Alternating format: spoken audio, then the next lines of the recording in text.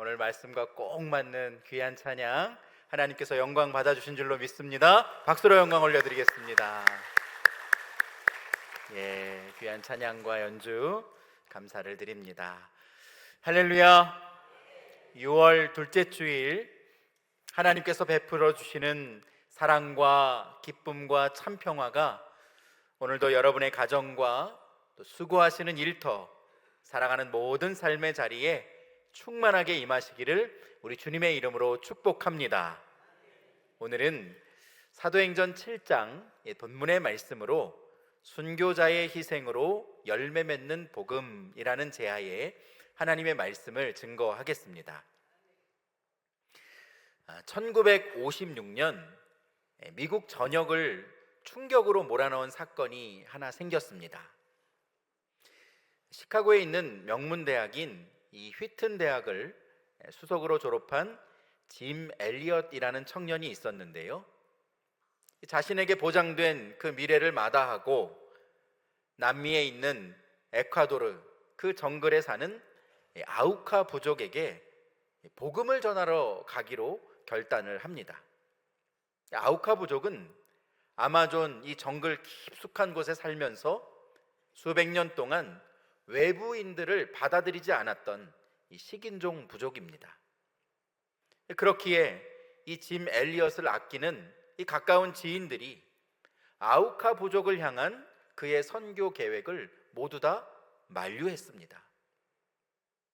하지만 한 번도 복음을 들어본 적 없는 이 아우카 부족에게 예수 그리스도의 십자가의 복음을 전하기로 다짐한 이 짐 엘리엇은 4명의 젊은 선교사들과 함께 1956년 1월에 아마존 정글 이 마을로 들어갑니다.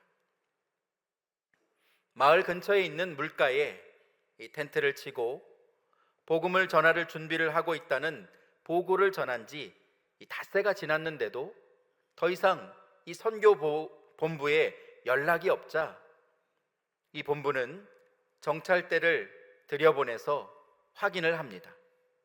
그랬더니 해변에서 무참히 살해된 이 5명의 청년들의 시신을 발견했습니다. 이들은 모두 몸에 화살을 맞은 채 아우카 부족에게 창과 도끼로 죽임을 당해 있었습니다. 시신을 확인해 보니 주머니 속에는 장전된 총이 있었는데 그 총을 사용해서 저항하거나 쏘지 않고 이 부족의 창에 찔려서 그대로 순교를 당했던 것입니다. 장례를 촉망받는 이 5명의 인재들이 복음을 한 번도 전해보지 못하고 선교지에서 허무하게 목숨을 잃게 되자 당시의 시카고의 신문들은 이 얼마나 불필요한 낭비인가 라는 제목으로 선교 사역을 비판하는 기사를 앞다투어 냈습니다. 여러분은 이 5명의 청년들이 선교지에 들어가서 복음을 전하지도 못하고 무참히 죽임당한 이 이야기를 듣고 여러분 어떤 생각이 드십니까? 지난 2000년 동안 수많은 순교자들이 자신의 믿음과 신앙을 지키기 위해서 엄청난 고난과 박해를 견디거나 복음을 전하다가 죽임을 당했습니다. 오늘 본문 말씀은 교회의 역사가 시작된 후에 최초로 죽임을 당했던 스데반 집사의 순교 사건을 전하고 있습니다. 예수 그리스도를 구주로 영접하고 복음의 증인으로 살았던 이 순교자들이 어떻게 죽음조차 이겨낼 수 있는 주님의 사명을 감당할 수 있었는지 오늘 본문의 말씀을 통해서 함께 은혜를 나누고자 합니다. 먼저 스데반 집사는 성령 충만한 믿음을 가진 사람이었습니다. 본문이 기록된 사도행전 7장 말씀은 스데반 집사가 유대의 종교 지도자들이 모여 있는 산헤드린 공회 앞에서 구약의 역사를 관통하는 예수 그리스도의 십자가의 복음을 담대하게 선포한 설교의 내용입니다. 그리고 오늘 우리가 읽은 본문 말씀은 그 설교의 결론 부분이죠. 오늘 본문 51절 말씀을 보면 목이 곧고 마음과 귀에 할례를 받지 못한 사람들아, 너희도 너희 조상과 같이 항상 성령을 거스르는도다 라고 기록합니다. 스데반 집사는 유대의 종교 지도자들을 향해서 그들이 지은 죄를 정면으로 지적했습니다. 목이 곧고 마음과 귀에 할례를 받지 못한 자들아, 너희가 조상들과 같이 성령을 거스르는구나. 목이 곧다는 말은 하나님의 뜻을 거부하는 자세, 교만함을 의미합니다. 또한 마음과 귀에 할례를 받지 못했다는 것은 그들이 유대인으로서 육신의 할례는 받았지만 그 마음은 완고하고 강팍해서 하나님의 말씀을 들으려 하지 않는 그들의 모습을 의미하는 말입니다. 그 증거로 그들이 어떤 일을 저질렀는지 오늘 본문 52절 말씀 우리 함께 읽어보실까요? 자, 시작. 너희 조상들이 선지자들 중에 누구를 박해하지 아니하였느냐?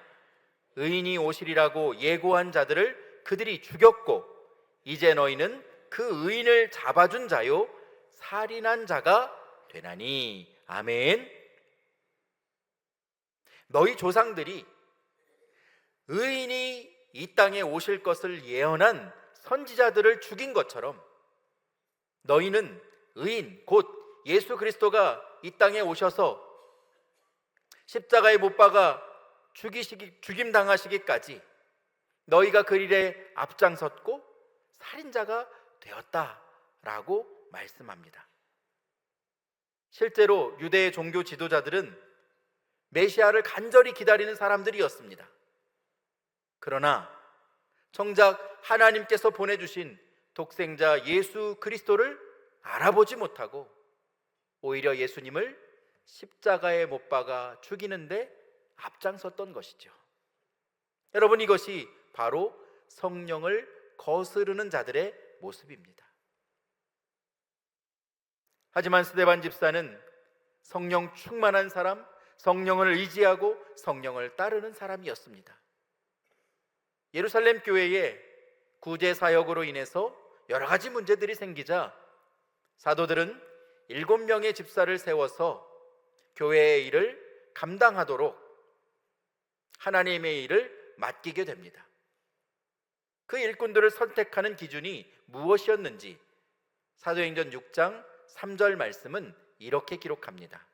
형제들아, 너희 가운데서 성령과 지혜가 충만하여 칭찬받는 사람 7을 택하라. 우리가 이 일을 그들에게 맡기고 라고 말씀하고 있습니다. 스데반을 포함한 7명의 집사를 선택하는 기준은 성령과 지혜가 충만하여 사람들과 하나님 앞에 칭찬받는 사람이었습니다. 그리고 오늘 본문 55절 말씀에도 보면 스데반이 성령 충만하여 하늘을 우러러 주목하여 보더라 하고 말씀합니다. 스데반 집사는 하나님의 일꾼으로 세워질 때도 그리고 마지막 그의 목숨이 다할 때까지 그 순교의 자리에서도 성령 충만하여서 하나님을 바라보는 자였다라는 것을 오늘 말씀을 통해서 우리에게 전하고 있는 것입니다. 예수님의 제자들은 공생의 3년을 우리 주님과 함께 다니면서 하나님 나라에 대해서 배우고 그들이 수많은 이적을 보기도 했고 경험하기도 했지만 그들은 주님이 잡혀 십자가에 못 박히시기 전날까지 자신들 가운데 누가 더 큰 사람인지 서로 그것을 다투고 있을 정도로 연약하고 무지했던 사람들입니다. 결국 예수님께서 잡혀가시고 십자가에 못 박히실 때 그들은 모두 두려움에 떨면서 도망치고 말았던 것이죠. 하지만 부활하신 주님께서 하늘로 승천하시면서 제자들을 불러서 이렇게 말씀합니다. 사도행전 1장 8절 말씀, 오직 성령이 너희에게 임하시면 너희가 권능을 받고 예루살렘과 온 유대와 사마리아와 땅끝까지 이르러 무엇이 되리라? 내 증인이 되리라 하시니라 말씀합니다. 우리 주님은 제자들에게 오직 성령이 너희에게 임하시면 너희가 권능을 받게 될 것이고 너희가 내 증인이 되리라 말씀하셨습니다. 그러므로 예수님의 증인이 되려면, 복음의 증인이 되려면 무엇을 받아야 합니까? 성령을 받아야 합니다. 성령께서 임하시고 성령께서 주시는 권능으로 충만할 때 예수 그리스도의 복음을 전하는 증인이 될 수 있는 것임을 예수님께서 제자들에게 말씀해 주셨던 것이죠. 오늘 본문의 증인으로 번역된 헬라어 마르티스는 목격자라는 의미이기도 하고 순교자의 어원이 되는 말이기도 합니다. 그러므로 복음의 증인은 예수님의 십자가와 부활 사건을 증언하기 위해 자신의 목숨도 내놓을 수 있는 사람을 의미하는 말입니다. 예수님께서 제자들에게 너희가 성령을 받으라 말씀하신 이유는 그들이 복음을 위한 증인, 즉 순교자의 삶을 살게 하시기 위함이었습니다. 그들이 성령을 받고 성령이 주시는 권능을 힘입어서 예수 그리스도의 복음을 담대하게 전하는 복음의 증인, 복음으로 인하여서 자기의 목숨까지도 내놓을 수 있는 하나님의 일꾼으로 세움받을 수 있도록 너희가 약속하신 성령을 기다리라 말씀하셨던 것이죠. 여러분, 순교자는 아무나 되는 것이 아닙니다. 아무나 할 수 있는 일도 아닙니다. 내가 하고 싶다고 해서 되는 일도 아니고 사람의 의지나 각오로 되는 것도 아닙니다. 오직 하나님의 계획을 따라서 보내주신 성령으로 충만할 때 그 성령의 능력을 힘입어 감당할 수 있는 것이 바로 복음을 위하여 자신의 목숨을 내놓을 수 있는 겁니다. 지금 우리가 사는 환경에서 복음을 전한다고 죽임을 당하지는 않습니다. 하지만 그렇다고 해서 사단의 영적인 공격이 멈춘 것은 아니죠. 사단은 지금도 우리에게 예수님을 믿는 것을 드러내지 말고 조용히 교회에 다니면서 신앙생활하라고 우리를 끊임없이 유혹합니다. 우리가 구원받고 하나님의 자녀가 된 것은, 그래서 우리 안에 성령이 계신 것은 우리를 복음의 증인으로 부르셨다는 사실을 우리는 기억할 수 있어야 합니다. 그런데 우리가 복음의 증인으로 부름을 받고도 그리스도인이라는 정체성을 숨기고 그 증인으로 부름받은 삶을 모른 척하고 외면하고 살 때가 여러분 얼마나 많습니까? 사랑하는 성도 여러분, 예수 그리스도를 믿고 구원받은 하나님의 자녀가 된 우리의 정체성은 마르티스, 복음의 증인이라는 사실을 여러분 기억하고 고백하실 수 있기를 바랍니다. 주님은 우리를 부르셔서 이 땅에 한 알의 밀알이 되어서 복음의 열매를 맺게 하시기 위해서 우리를 하나님의 일꾼으로, 복음의 증인으로 부르셨다는 사실, 그래서 우리 안에 성령 충만함을 가지고 날마다 증인으로서의 삶을 살아갈 수 있도록 성령님께서 우리에게 능력을 주시고 힘을 주시고 우리를 이끌어 주시는 분임을 여러분 날마다 고백하고 경험하고 증거하고 살아갈 수 있는 여러분 모두가 되시기를 주님의 이름으로 축복합니다. 두 번째, 스데반 집사는 목숨을 위협받는 상황에서도 하나님의 말씀을 끝까지 붙들고 전했던 사람입니다. 오늘 본문 53절과 54절 말씀 우리 화면을 보면서 읽어보실까요? 자, 시작. 너희는 천사가 전한 율법을 받고도 지키지 아니하였도다 하니라. 그들이 이 말을 듣고 마음에 찔려 그를 향하여 이를 갈거늘. 아멘. 너희가 유대인으로 태어나서 아브라함의 후손임을 자랑하고 율법을 받은 민족이라는 것을 자부심으로 여겼지만 정작 너희는 하나님의 말씀을 따르지 않았구나. 하나님의 말씀을 받은 것이 중요한 것이 아니라 말씀대로 행하며 사는 것이 중요한 것임을 스데반 집사는 선포하고 있는 것입니다. 여러분, 이 말을 들은 유대의 종교 지도자들이 어떻게 반응했을까요? 54절에 보니까 그들이 이 말을 듣고 마음에 찔려 무엇을 갈았다? 이를 갈았다 라고 성경은 기록합니다. 하나님의 말씀을 듣고 마음에 찔림이 있었습니다. 마음에 찔림이 있다는 것은 내가 잘못한 것이 있다는 것을 깨달았다는 것인데, 여러분, 내가 잘못한 것을 깨닫게 되면 우리가 어떻게 해야 됩니까? 하나님 앞에 무릎 꿇고 회개의 자리로 나아가야 하는 것이죠. 그런데 이들은 스데반을 향해서 이를 갈고 오히려 그를 죽이고자 했다는 것입니다. 하나님의 말씀을 전하는 스데반 집사를 죽이려고 했다는 것입니다.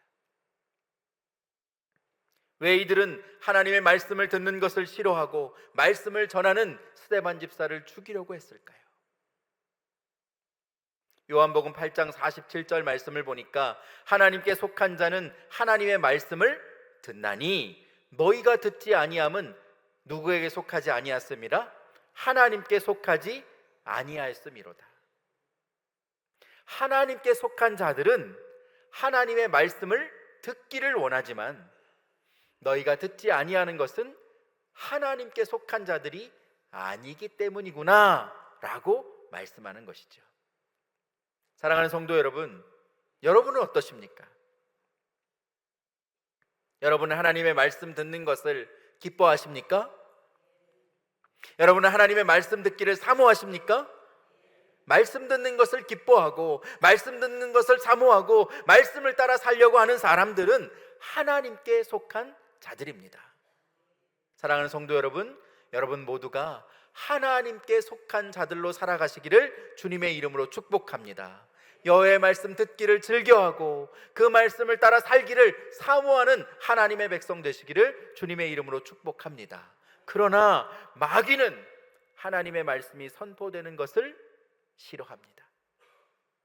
하나님의 말씀을 전하는 사람들을 무너뜨리게 만듭니다. 스데반 집사가 진리의 하나님의 말씀을 전할 때 사람들이 그 말씀을 듣는 것을 싫어한다는 것을 스데반 집사가 몰랐을까요? 그는 알고 있었습니다. 하나님의 말씀을 전할 때 사람들이 자신을 공격하고 자신을 죽이려고 한다는 것을 이미 알고 있었습니다. 그럼에도 불구하고 하나님의 말씀을 전해야 하는 이유는 그것이 하나님께 받은 사명이기 때문입니다. 사랑하는 성도 여러분, 우리가 전해야 하는 복음은 듣기 좋은 말이 아닙니다. 다른 사람의 기분을 좋게 하기 위해서 우리가 복음을 전하는 것도 아닙니다. 예수님을 모르는 사람들은 복음을 들으면서 불편해하고 때로는 그들의 마음에 분노를 일으키게 만들 수도 있습니다. 어느 누가 당신은 죄인입니다 라고 이야기하는데 좋아할 사람이 있겠습니까? 하지만 복음만이 우리를 구원하는 유일한 길이고 복음만이 우리의 참 생명이 되기에 우리는 그 무엇과도 타협할 수가 없는 것입니다. 그래서 에스겔 2장 7절 말씀에 보면 하나님은 에스겔 선지자에게 이렇게 명령합니다. 그들은 심히 패역한 자라. 그들이 듣든지 아니 듣든지 너는 내 말로 고할지어다. 사람들이 하나님의 말씀을 듣든지 아니 듣든지 너는 사명을 맡은 자이기에 너는 세상에 나아가 하나님이 주신 말씀을 전하라는 것이죠. 그것이 바로 부름받은 자의 사명이라는 말씀입니다. 사랑하는 성도 여러분, 우리가 하나님의 말씀을 맡은 자로, 예수 그리스도의 십자가의 복음을 맡은 자로 믿음을 가지고 세상에 나아가 담대하게 선포할 때 하나님께서 준비된 영혼을 만나게 하시고 그 복음의 열매가 있게 하실 줄로 믿습니다. 때를 얻든지 못 얻든지 하나님의 말씀을 담대하게 전하는 귀한 사명을 넉넉하게 감당하는 복음의 증인들이 되시기를 주님의 이름으로 축복합니다. 마지막으로 세 번째, 스데반 집사는 세상이 아니라 하나님 나라를 끝까지 사모하는 사람이었습니다. 본문 55절 말씀은 이렇게 기록합니다. 스데반이 성령 충만하여 하늘을 우러러 주목하여 하나님의 영광과 및 예수께서 하나님 우편에 서신 것을 보고 라고 말씀하고 있습니다. 여러분, 지금 산헤드린 공회 앞에서 스데반은 유대의 종교 지도자들에게 하나님이 주신 말씀을 담대하게 선포하고 있습니다. 그런데 그들은 스데반 집사를 보면서 어떻게 하면 저 사람을 죽일 수 있을까 이를 갈고 있었던 것이죠. 몹시도 두렵고 마음이 떨렸을 테지만 스데반은 성령의 충만함을 가지고 그들을 신경 쓰지 않고 오늘 본문 말씀을 보니 하늘을 우러러 하나님 나라를 주목했습니다. 그리고 마침내 하늘이 열리고 하나님의 영광과 예수님께서 하나님 우편에 서 계신 것을 스데반 집사가 보게 되었습니다. 그는 죽음 앞에서 영적인 눈이 열렸습니다. 그리고 하나님 나라를 선명하게 볼 수 있었습니다. 그래서 사람들이 자신에게 돌을 던지고 죽이려고 달려들어도 담대하게 두려움을 이겨낼 수 있었던 겁니다. 사람들이 큰 소리를 지르면서 스데반을 향해서 돌을 던질 때에 여러분 어떤 일이 있었는지 오늘 본문 58절 말씀은 이렇게 기록합니다. 성 밖으로 내치고 돌로 칠세 증인들이 옷을 벗어 사울이라 하는 청년의 발 앞에 두니 라고 말씀합니다. 사람들이 스데반 집사를 성 밖으로 끌어냈습니다. 그리고 그곳에 있는 돌을 들어서 너도 나도 스데반 집사를 죽이기 위해서 돌을 집어 던졌습니다. 사람들은 증인들의 옷을 벗어서 그때 사울이라고 하는 청년의 발 앞에 두었습니다. 사울은 당시의 유대의 젊은 종교 지도자였습니다. 그런데 나중에 다메섹 도상에서 빛 가운데 나타나신 예수님을 만나 그는 회심하게 되었고 사울이라는 이름을 바울로 바꾸고 이방인을 위한 전도자로의 사명을 그는 죽을 때까지 복음 전도자가 되어서 하나님 주신 사명을 감당하게 됩니다. 스데반은 복음을 전하다가 돌에 맞아 순교했지만 그것으로 끝나지 않았습니다. 그곳에 있던 청년 사울이 예수님을 영접했고 그의 헌신과 복음 전도를 통해서 수많은 영혼들이 주님 앞으로 돌아오고 그가 가는 곳마다 교회가 세워졌습니다. 스데반의 순교를 통해서 사도 바울이라는 위대한 복음의 열매가 맺어지게 되었던 것입니다. 그래서 예수님은 우리에게 이렇게 말씀합니다. 요한복음 12장 24절 말씀, 우리 화면을 보면서 함께 읽어보실까요? 시작. 내가 진실로 진실로 너희에게 이르노니 한 알의 밀이 땅에 떨어져 죽지 아니하면 한 알 그대로 있고 죽으면 많은 열매를 맺느니라. 아멘. 여러분, 한 알의 밀이 땅에 떨어져서 죽지 아니하면 어떻게 됩니까? 그대로 있습니다. 밀이 땅에 떨어져서 죽지 아니하면 그대로 있습니다. 아무런 일이 나타나지 않습니다. 그러나 그 밀이 죽으면 많은 열매를 맺느니라. 여러분, 이것이 복음의 비밀입니다. 죽어야 열매를 맺게 되는 겁니다. 순교자는 죽임을 당하지만 그 죽음은 결코 헛된 죽음이 아니라 다른 사람의 생명을 살리는 거룩한 죽음이요 거룩한 희생이라는 것입니다. 서두에 말씀드렸던 짐 엘리엇과 4명의 선교사들이 죽은 지 1년 뒤에 짐 엘리엇의 아내 엘리자베스와 다른 4명의 선교사의 부인들이 함께 한두 살 먹은 아이들을 부둥켜 안고 자신들의 남편을 죽인 아우카 부족의 마을로 들어갔습니다. 나중에 알고 보니 이 아우카 부족은 남자들은 죽이지만 여자를 죽이는 것은 비겁한 짓이라고 여겨서 이 부인들을 살려주었던 것이죠.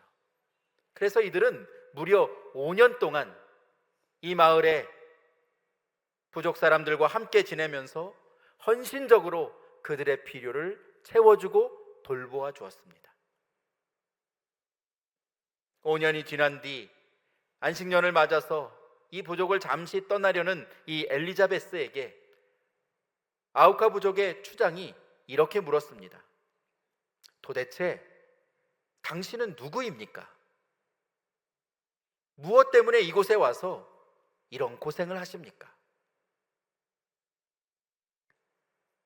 엘리자베스는 그제야 추장에게 이렇게 대답을 했습니다. 나는 당신들이 5년 전에 죽였던 한 선교사의 아내입니다. 하나님의 사랑 때문에 나도 여기까지 오게 되었습니다. 이 말을 들은 추장과 아우카 부족 사람들은 큰 충격을 받았습니다. 자신들이 죽였던 그 남자들의 아내들이 자신을 돕고 자신들을 도와주기 위해서 마을에 찾아와 희생하고 헌신했다는 그 사실을 깨닫게 되고 그들이 전하는 예수 그리스도를 영접하고 받아들이게 되었고 예수님을 믿는 사람들이 되었습니다. 당시 아우카 부족의 추장이 예수님을 영접하고 훗날 빌리 그레엄 목사님이 주도하는 한 예배의 자리에서 이런 간증을 했습니다. 우리들은 그분들에게서 복음을 받고 하나님을 믿게 되었습니다. 그 젊은이들의 희생이 아니었다면 우리는 아직도 그렇게 살고 있었을 것입니다. 그분들의 죽음으로 우리들은 빛을 보게 되었습니다. 우리도 오래 살기를 원치 않습니다. 주님처럼 그분들처럼 살기를 원합니다 라고 간증을 했습니다. 짐 엘리엇과 이 4명의 선교사들이 이 아우카 부족의 마을에서 순교한 지 40여 년이 지난 후에 그들이 죽은 마을에 수백 개의 교회가 생겨납니다. 짐 엘리엇이 아무것도 하지 못하고 죽은 것 같지만 그들이 흘린 피와 그들의 죽음은 결코 낭비가 아니었다는 것입니다. 5명의 젊은 선교사들의 죽음은 신문에 난 기사처럼 불필요한 낭비가 아니라 예수님께서 말씀하신 것처럼 한 알의 밀이 땅에 떨어져서 그것이 죽어 많은 열매를 맺게 하는 거룩한 낭비였습니다. 초기 교회의 교부이자 기독교 변증가였던 터툴리아는 순교의 피는 교회의 씨앗이다 라는 말을 남겼습니다. 복음을 위해 순교자들이 흘린 피가 교회를 싹트게 하고 교회를 자라고 성장시키는 씨앗이 되었다는 말이죠. 사랑하는 성도 여러분, 오늘 우리가 이 자리에 앉아서 예배드릴 수 있는 것은 이곳에 경주중앙교회의 공동체가 세워져서 이 교회가 하나님 앞에 쓰임받을 수 있는 것은 누군가 복음을 위해서 헌신하고 희생했기 때문에, 그리고 우리에게 복음을 전해 주었기 때문임을 우리는 기억할 수 있어야 합니다. 순교자들이 죽음으로써 자신의 신앙을 증명하고 하나님의 미랄이 되어서 복음의 열매를 맺게 했던 것처럼 우리도 순교자의 신앙을 본받아서 날마다 성령 충만함으로 하나님 나라를 바라보며 이 땅에서 복음의 증인되어 살아갈 수 있는 여러분 모두가 되시기를 우리 주님의 이름으로 간절히 축원드립니다.